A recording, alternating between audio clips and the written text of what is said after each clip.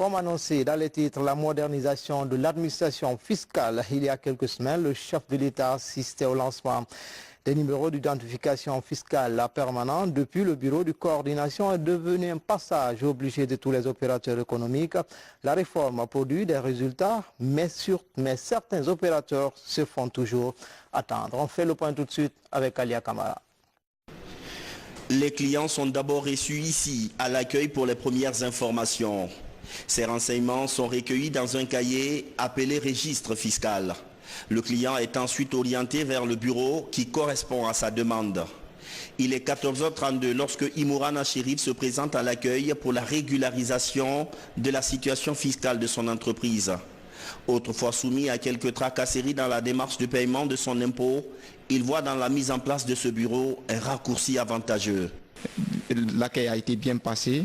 J'ai vu que ce nouveau bureau peut faciliter à nous, opérateurs, à nous, gestionnaires des portefeuilles et à certains opérateurs économiques de pouvoir s'acquitter de leurs droits, qui est réellement le paiement des impôts.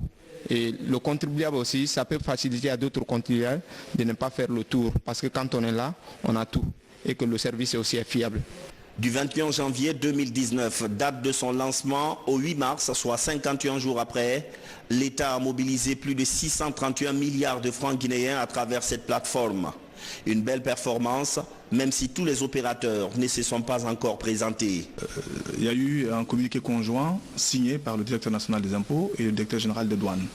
Donc ce communiqué a été signé le 21 janvier. Donc, il y a un délai de 60 jours qui a été accordé aux contribuables de venir eux-mêmes régulariser la situation pour obtenir ce NIF permanent. Donc, ça veut dire qu'on tombe sur le 21 mars.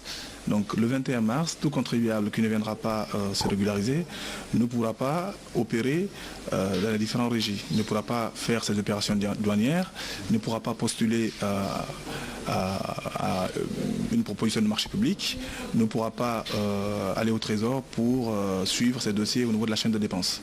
Lancé il y a moins de 2 mois, le NIF-P est le résultat de plusieurs concertations à la Direction nationale des impôts pour faciliter le recouvrement auprès des contribuables et sécuriser les recettes de l'État. Chaque opérateur économique est doté d'un identifiant unique qui lui permet d'exercer ses activités. Justement, pour débattre du sujet, je reçois sur ce plateau le directeur national des impôts, M. Abakar Makissa Kamara. Bonsoir. Bonsoir. Bienvenue sur ce plateau, 2 ans après votre nomination. Pourquoi c'est maintenant et comment fonctionne cet outil? Je vous remercie et sous la clairvoyance du président de la République, M. Fakonde, à travers le gouvernement animé par Dr Ibrahim Kassouri Fofana, le ministère du Budget s'est lancé dans de vastes réformes de modernisation mais aussi de mobilisation accrue des recettes.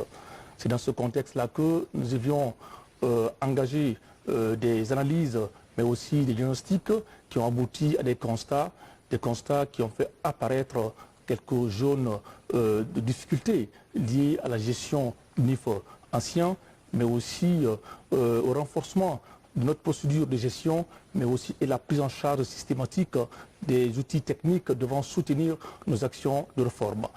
Le NIF est né dans ce contexte-là et il faut retenir que cet élément ou cet outil est un outil formidable au service des contribuables qui va certainement leur permettre de dérouler tranquillement leur activité à travers toute la Guinée, mais aussi en relation avec les différents partenaires que sont les impôts, la douane, le trésor, les marchés publics, mais aussi la PIP et les centres de gestion agréés. Justement, monsieur le directeur, comment les opérateurs économiques accueillent-ils ce NIF-P? Depuis le lancement de NIF-P, il faut retenir que l'accueil est plutôt favorable de près des opérateurs économiques qui viennent massivement répondre à notre appel et qui se font vraiment prendre en charge par nos services et installés au niveau du bureau spécial de régulation fiscale, un bureau qui oriente, qui conseille, qui accueille ces contribuables-là pour formaliser leur dossier unique fiscal, mais aussi leur permettre d'être pris en charge par les gestionnaires des services de moyennes entreprises ou des grandes entreprises. En quoi va-t-il révolutionner l'administration fiscale? Évidemment, l'ambition escomptée par notre administration, c'est de mobiliser les recettes, mais aussi de renforcer le contexte institutionnel de gestion actuelle.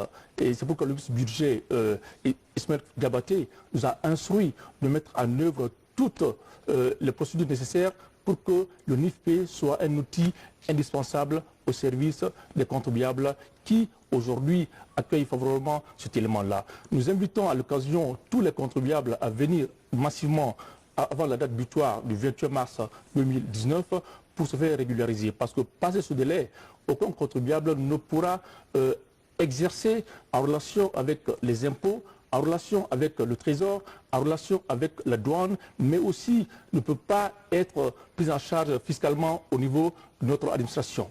Pour finir, quelle appréciation faites-vous de cet outil personnellement? C'est un outil qui va certes contribuer à l'élargissement de l'assiette, mais aussi au renforcement des capacités institutionnelles de la DNI, également au renforcement du tissu économique guinéen, parce que vous savez, les enjeux économiques aujourd'hui sont devenus très importants. Il est évident que nous puissions jouer sur les outils techniques modernes pour améliorer le contexte de mobilisation des recettes pour répondre aux impératifs économiques actuels. Merci, monsieur le directeur. Je vous remercie.